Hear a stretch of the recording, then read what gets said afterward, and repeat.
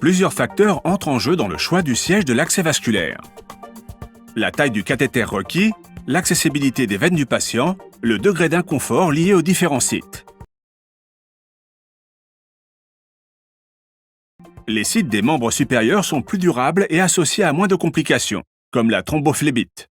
Les membres inférieurs ne doivent être utilisés que si les supérieurs sont inaccessibles.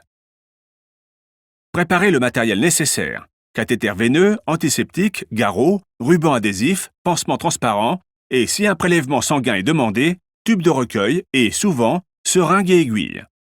Préparez le cathéter veineux en purgeant l'air présent dans la tubulure. Posez le garrot près du site choisi.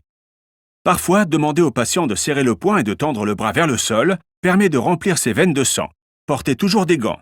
Nettoyez la zone choisie à l'aide d'un antiseptique, par exemple de la chlorhexidine. Dans certains cas, comme les enfants pour lesquels plus d'une piqûre peut être nécessaire, envisagez d'utiliser un anesthésique local ou topique. Les anesthésiques topiques ont une efficacité modérée mais doivent rester en contact avec la peau pendant environ 30 à 45 minutes. Installez le membre choisi pour l'accès sur une surface confortable. Maintenez la zone avec votre main non dominante. Tirez délicatement sur la veine pour l'empêcher de bouger. Cela ne sera pas nécessaire pour les grosses veines de l'avant-bras ou de la fosse cubitale. Tenez le cathéter entre le pouce et l'index, biseau vers le haut. Approchez le cathéter du centre de la veine en suivant un angle vertical de 10 à 30 degrés environ. Piquez la peau puis la veine d'un geste doux et régulier. L'entrée du sang dans le cathéter confirme la ponction de la veine. Abaissez vos doigts afin que le cathéter soit plus parallèle à la peau et poussez ce dernier et l'aiguille de 1 à 2 mm jusqu'à ce que le cathéter en plastique entre dans la veine.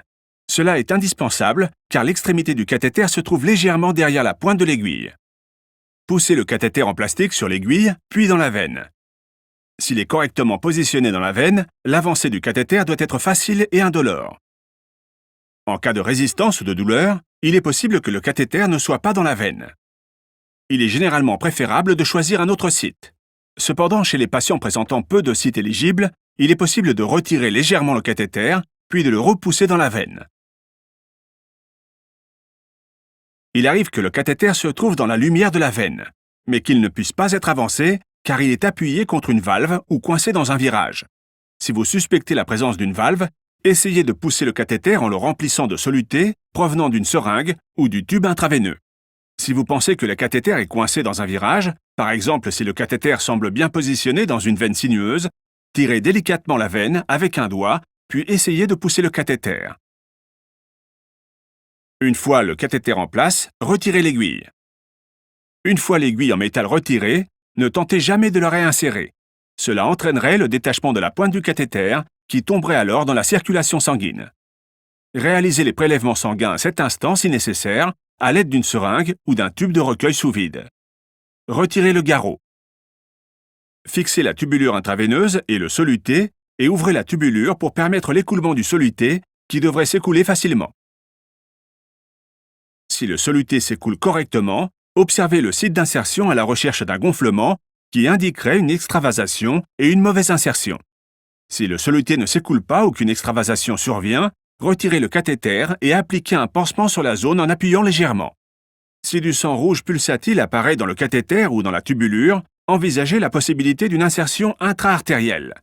Retirez le cathéter et appliquez une pression manuelle pendant 10 minutes et jusqu'à l'arrêt de l'hémorragie. Appliquez ensuite un pansement compressif. Un pansement occlusif transparent est ensuite appliqué sur le cathéter en place. Fixez la tubulure en boucle loin du site d'insertion afin d'éviter toute traction accidentelle qui pourrait déloger le cathéter.